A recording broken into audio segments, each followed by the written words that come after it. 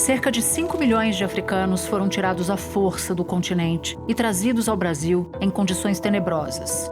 Que eram transportados, eram trazidos nos porões de navios, insalubres, e a partir do momento que chegavam às nossas terras, esses maus-tratos só tendiam a aumentar, uma vez que eram submetidos a trabalhos estafantes de sol a sol, além de castigos corporais serem aplicados para forçá-los a trabalhar.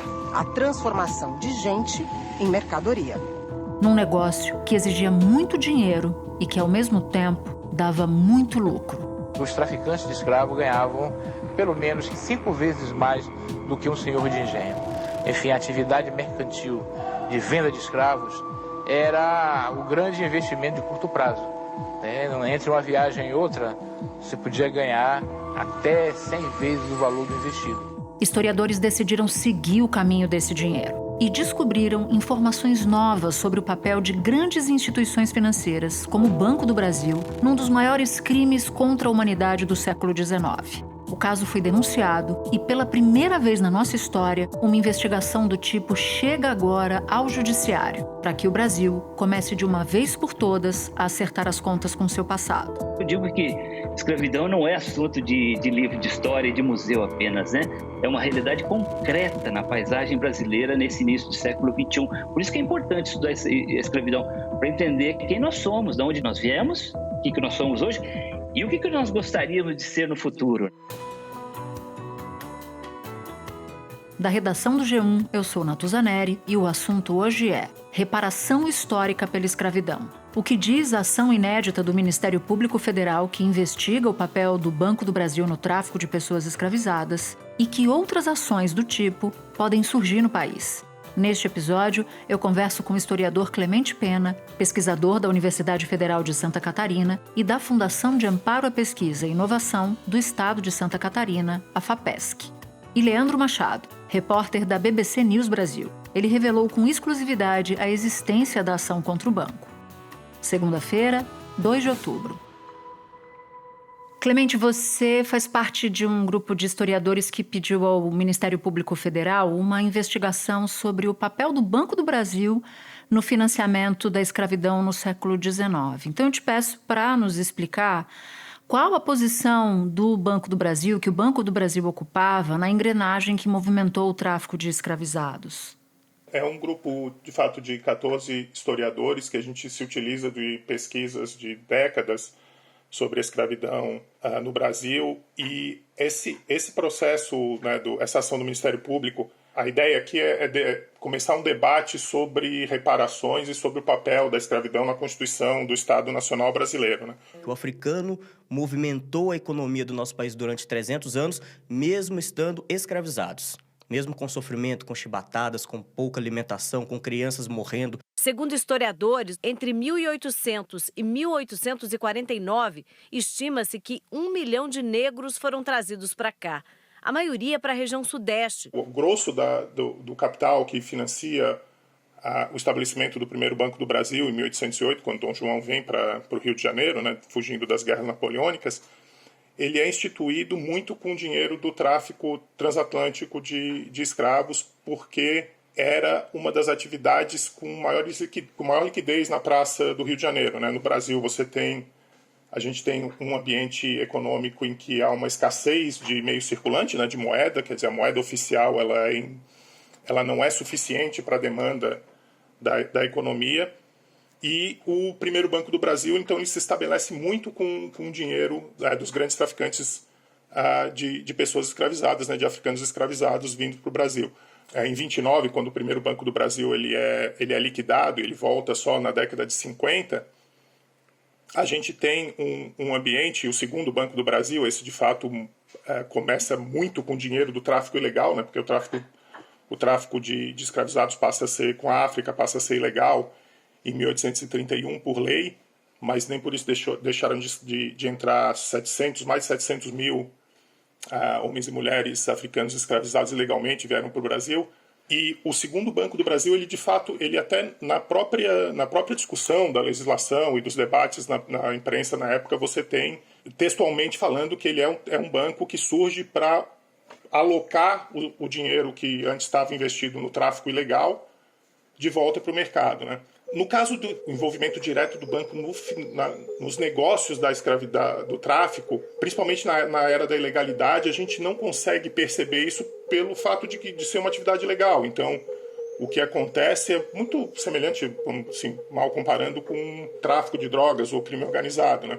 Eles têm atividade legal e aquela atividade, lógico, que ela é escamoteada das autoridades, mas o sistema financeiro ele entra lavando esse dinheiro, né? No caso do tráfico ilegal, essa lavagem do dinheiro ela acontece de uma maneira espetacular, que é na instituição do banco. O próprio banco ele se institui com dinheiro dos principais, o maior acionista do banco, o Bernardino de Sá, que era o maior traficante, possivelmente um dos maiores traficantes da era da ilegalidade no Brasil e um dos homens mais ricos do país também, né? Ele tinha investido na instituição do segundo Banco do Brasil, na capital acionário, de mais de 1.000 contos de réis.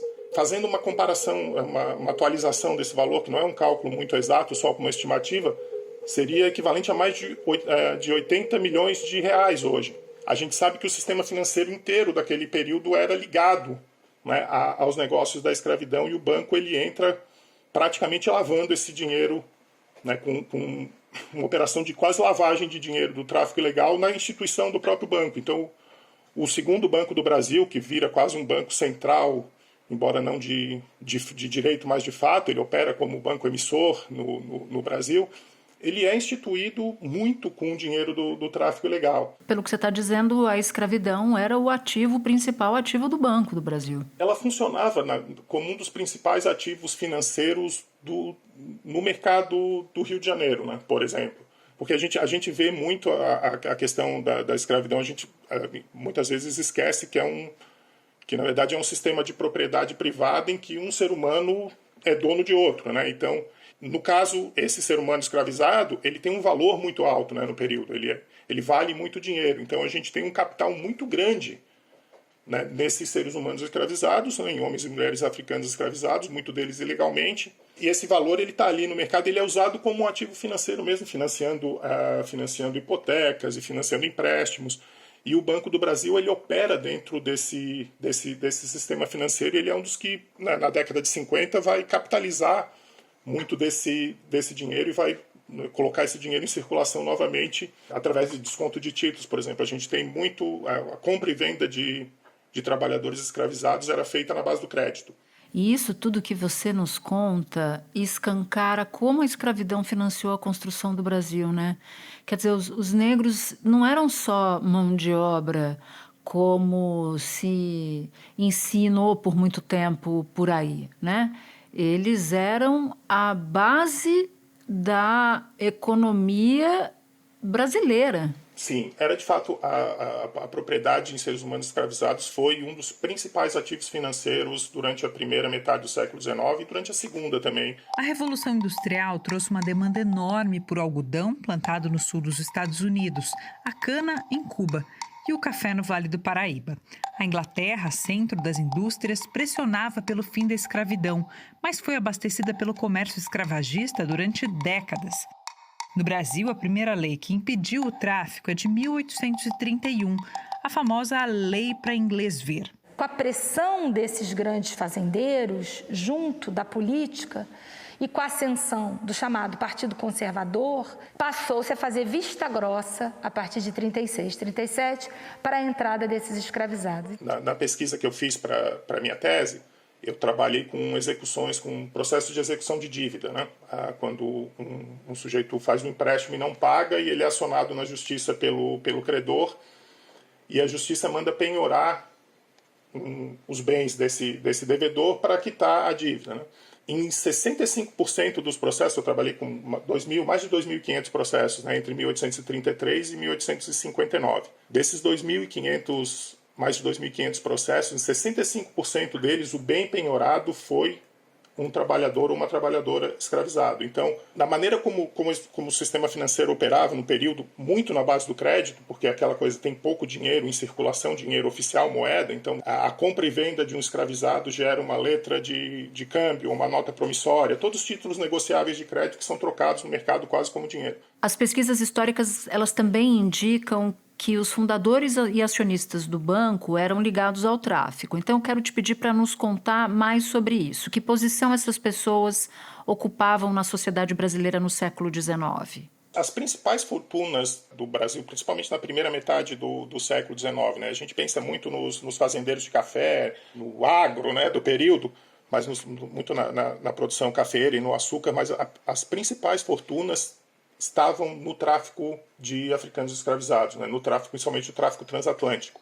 Ou se a gente for atualizar o preço de um escravo seria um adulto, um homem adulto escravizado, quando inflacionou o preço com a proibição do tráfico, um conto de réis daria perto de uns 50, 60 mil reais hoje, num cálculo bem aproximado, assim, só para a gente ter uma noção dos valores. Esses traficantes que trabalhavam com o tráfico transatlântico, a gente tem, né, o José Bernardino de Sá, né, que era o barão, ele foi barão e visconde de Vila Nova do Minho, principalmente no período da ilegalidade, né, ele fez 50 viagens, trouxe mais de 19 mil escravizados. Isso aqui a gente pensando que é um número subnotificado porque a operação do tráfico era ilegal a partir de 1831. E a gente tem também gente ligada à escravidão na diretoria do banco. O Darig Faror, que foi vice-presidente do banco, ele tinha 540 escravizados que ele comandava, né? Você tem também um outro João Henrique Urique, que também tinha negócios em Angola, era também um dos principais acionistas do banco, um dos grandes traficantes do período. E pela maneira que a economia funcionava, né, no século XIX, esses traficantes eles tinham liquidez, eles tinham dinheiro, que era um ativo raro no mercado, né? Você tem como tem pouco dinheiro oficial em circulação, você ter liquidez é uma coisa muito importante e que ajudava muito esses traficantes ilegais a se inserirem na estrutura de Estado mesmo e a galgar postos. Eles ganhavam títulos de nobreza, todos são viscondes, barões. Se de fato proibisse a entrada de africanos em 1831, de africanos escravizados, o sistema econômico nacional entraria em colapso. Então é um grande acordo nacional mesmo, assim, olha, teve a lei, a gente teve que... E ela tem ligação com a vinda da família real, com o apoio da Inglaterra, a vinda de Dom João em 1808, mas eles de fato não tinham como garantir a proibição do tráfico e o funcionamento da própria economia, do sistema financeiro do país dependia demais desse dinheiro. Então foi uma lei que ela de fato não vingou e ela só passa em 1850. De fato o tráfico é realmente reprimido, o tráfico com a África é realmente reprimido, mas esses escravizados continuam sendo vendidos dentro do Brasil, quem já estava aqui. Então você tem quem estava ilegal continuou escravizado. Muito depois, na década de 1880, com o movimento abolicionista, que a gente tem uma luta, né, para tentar garantir a liberdade para filhos de escravizados que entraram ilegalmente com o tráfico, mas de fato é uma lei que não teve como funcionar por conta disso, né? Um sistema financeiro que dependia demais do capital que estava investido nesses trabalhadores africanos, e as principais fortunas do país de fato são oriundas, são portugueses e brasileiros que trabalhavam no tráfico de transatlântico, e eles estão... Muito do dinheiro do Banco do Brasil, do segundo Banco do Brasil especialmente, vem desse dinheiro do tráfico, né? Você fala segundo Banco do Brasil. Acho que quem nos ouve pode ficar confusa em relação a esse número. Primeiro, o segundo. Você pode explicar para a gente, por favor? O Banco do Brasil ele é instituído em 1808 com a vinda de Dom João numa tentativa de organizar. O Brasil não teve bancos durante a colônia, né? O banco não teve nenhum banco em funcionamento. O Banco do Brasil é o primeiro banco a funcionar no país, na verdade na colônia, não era país ainda, mas é o primeiro banco a funcionar em terras brasileiras. Em 1808 ele vem para financiar a corte portuguesa e para tentar reorganizar o mercado de crédito e emitir moeda, né? Porque também não podia ser emitido moeda que não fosse pelo expresso controle da coroa portuguesa. Então a emissão de moeda é feita pelo Banco do Brasil. A gente chama de primeiro Banco do Brasil porque ele funciona de 1808 até 1829. Em 1829 ele é liquidado por conta da volta da família real para Portugal, né? Dom João volta para Portugal em 16, e ele é usado muito para financiar a coroa e o Estado. Ele surge de novo com o mesmo nome, aí essa é a questão, né? O Banco do Brasil, ele tem esse primeiro Banco do Brasil e o segundo Banco do Brasil, que surge em 1853, que é uma junção do Banco Comercial, que era o Banco Comercial do Rio de Janeiro, que era o principal banco Nacional, maior no período, né, com mais capital, e o Banco do Brasil do Mauá, que era um banco privado. Então eles fazem uma junção e surge o que seria o segundo Banco do Brasil, que vai funcionar como o principal banco emissor do país e o maior banco em atividade no país durante todo o restante do século XIX. E esse segundo Banco do Brasil, ele vem do dinheiro do tráfico, e o Banco do Brasil hoje, institucionalmente, ele usa essa história de centenária, de que foi fundado em 1808, aquilo continuou até hoje como o principal banco dos brasileiros. E aí a gente julga que assim, não dá para escolher a história que você quer, não dá para acionar a história só porque interessa, né? Então, se de fato é um banco que vem de 1808 como a principal instituição financeira, ele tem que reconhecer o papel que a escravidão teve em estabelecer e depois sustentar esse banco no mercado financeiro brasileiro. É aí que eu quero entrar com você, porque você fala, né, o Banco do Brasil, ele se reconhece no Banco do Brasil de 1808, e eu queria que você nos explicasse como é possível que ainda hoje a instituição seja de alguma forma cobrada por esses crimes do passado e por que isso é importante para o país. O que as pesquisas têm demonstrado muito, né, é isso, essa ligação muito estreita entre a escravidão e os negócios do Banco do Brasil. O que a gente tenta na ideia da responsabilização é um pouco também que as instituições reconheçam, né, que existe um peso muito forte da escravidão no estabelecimento de todas essas instituições. No caso do banco, a gente hoje é uma operação muito difícil de você fazer, né? Como é que você prova de fato que o dinheiro que está hoje no banco tem ligação com o tráfico? É muito difícil, né? A gente espera que essa ação e que essas pesquisas, que a utilização dessas pesquisas para embasar a ação, elas sirvam de fato para fomentar esse debate e que a gente não silencie essa história mais, né? Porque é uma história que é absolutamente silenciada. A gente não pensa em sistema financeiro e escravidão. Isso é uma discussão que é até relativamente recente na historiografia, né? Os historiadores têm começado a mexer com isso na última década, vai lá. E é um processo de silenciamento que quase como produz uma amnésia. Quer dizer, o Banco do Brasil usa essa história secular dele para se valorizar e, ao mesmo tempo, já que ele faz isso, ele precisa reconhecer que nessa história secular tem um papel central da escravidão e que ele é um banco do tamanho que ele é hoje por conta disso, muito por conta disso, né? Indiretamente, e em alguns casos diretamente, mas indiretamente muito por conta desse dinheiro que circulava na escravidão, e a gente está tentando, de alguma maneira, mostrar que a escravidão foi central para a formação do Estado brasileiro, que as instituições, passou da hora das instituições realmente olharem para esse passado triste, né, e tenebroso, reconhecerem que o Estado Nacional e essas instituições têm um dever moral de alguma maneira tentar reparar isso com ações afirmativas, com ações sociais e fomento à pesquisa. Clemente, muito obrigada pela conversa, pela aula que você nos deu num tema tão importante. Volte outras vezes. Obrigado pelo convite, sempre à disposição. Muito obrigado. Espera um pouquinho que eu já volto para falar com o Leandro. Leandro, você revelou em primeira mão a existência dessa ação inédita no Brasil, um inquérito civil público justamente para investigar o envolvimento do Banco do Brasil com a escravidão. Então eu te peço para explicar em que pé está essa investigação, quais são os próximos passos e as consequências de uma ação inédita como essa. Então, Natuza, o que nós temos é uma abertura de um inquérito civil público por parte do Ministério Público Federal contra o Banco do Brasil. Esse inquérito surgiu de um documento enviado por 14 historiadores brasileiros de 11 universidades, com um estudo acadêmico a respeito da participação do Banco do Brasil na escravidão. A partir daí, o Ministério Público Federal abriu esse inquérito e notificou o banco sobre essa ação. O MPF deu 20 dias para que o Banco do Brasil explique uma série de questões envolvendo esse envolvimento do banco no período.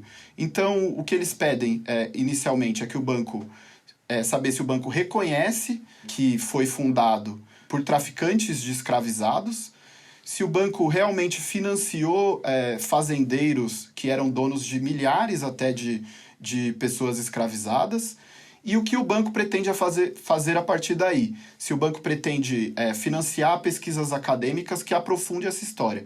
Porque a verdade é que, por mais que exista esse estudo acadêmico, e existem outros também, ainda falta muita coisa a se descobrir sobre a participação do Banco do Brasil nesse período. O Ministério Público Federal também pediu, Natuza, uma reunião com a presidência do Banco do Brasil e também a participação de representantes do Ministério de Direitos Humanos e de Igualdade Racial para discutir medidas de reparação e também o reconhecimento dessa história. E essa reunião vai acontecer, já aconteceu? Essa reunião vai acontecer no dia 27 de outubro. O Banco do Brasil já respondeu dizendo que vai participar. Os ministérios também já disseram que vão participar. E agora é esperar o que vai sair dessa reunião, né? Se o banco vai querer investir em mais pesquisas acadêmicas sobre essa história ou se ele simplesmente não vai fazer nada. Aí, a partir daí, Natuza, o que o Ministério Público Federal diz é que, como é um inquérito civil público, isso pode terminar em uma ação judicial, caso o banco se recuse a dar uma resposta, ou pode terminar em uma espécie de acordo, né? Que seria o banco reconhecer sua participação no período e tomar medidas de reparação, como financiamento de pesquisas ou outros tipos de política para a comunidade negra. E como é que esse caso dialoga com outros pedidos de reparação histórica ao redor do mundo, também por causa da escravidão? Porque tem pontos de contato, né? Exatamente. Essa discussão de reparação histórica sobre esse período vem acontecendo em vários países, né? Principalmente nos Estados Unidos e na Inglaterra. O que a gente tem nesses países? Algumas instituições, principalmente bancos e universidades, que reconheceram, de fato, que eram proprietários de escravizados. No caso, por exemplo, do Bank of England, que é um banco público na Inglaterra, ele reconheceu que no século XVIII ele era proprietário de mais de 400 pessoas escravizadas. Então, esse banco, nos últimos anos, investiu em pesquisas históricas para descobrir quem são as pessoas que são descendentes desses escravizados. E, a partir daí, criou uma série de políticas de reparação, até reparação financeira para essas famílias. Porque foi possível descobrir, e é possível descobrir, inclusive no Brasil. Nos Estados Unidos, a gente tem algumas universidades, como a Universidade de Harvard e a Universidade de Brown, por exemplo, que também tiveram participação, porque foram fundadas por proprietários de escravos, pessoas muito ricas na época, e também se estabeleceram como grandes universidades com dinheiro oriundo da escravidão.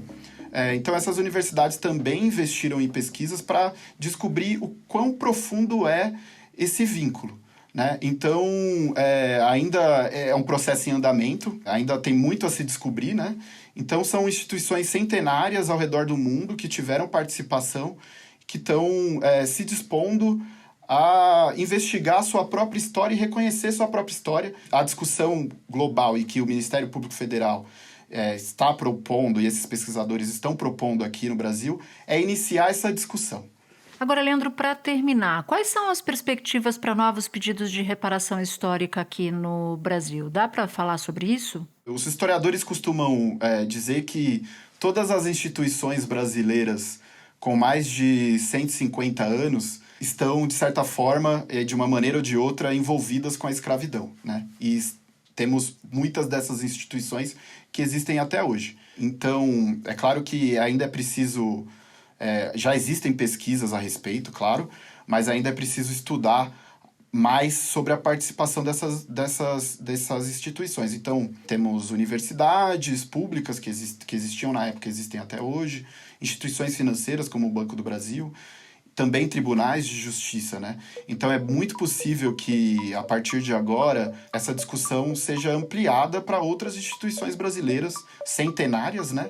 E que foram proprietárias de escravizados ou tiveram entre os seus quadros pessoas que eram proprietárias ou que mesmo eram traficantes de africanos, né? Então, é muito possível que essa discussão chegue em outras instituições, não só instituições públicas, Natuza, mas também instituições privadas e até famílias, né? A gente tem no Brasil famílias centenárias, famílias que na época eram muito ricas, que hoje continuam muito ricas, ou perderam essa fortuna de alguma maneira, então, que eram donas de escravizados, né?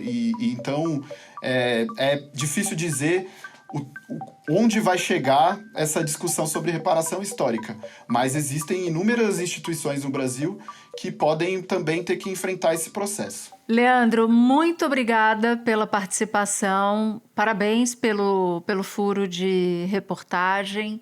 E depois eu vou querer saber como é que foi o resultado dessa reunião marcada para outubro. Um abraço e bom trabalho para você. Obrigado, Natuza. Um abraço. E antes de terminar mesmo, um recado. Eu saio de férias e nas próximas 2 semanas o assunto fica nas excelentes mãos da Júlia do Airlib. Este foi o Assunto, podcast diário disponível no G1, no Globoplay, no YouTube ou na sua plataforma de áudio preferida. Comigo estão Mônica Mariotti, Amanda Polato, Lorena Lara, Gabriel de Campos, Thiago Kazuroski, Luiz Felipe Silva e Etos Kleiter. Eu sou Natuza Neri e fico por aqui. Até o próximo assunto.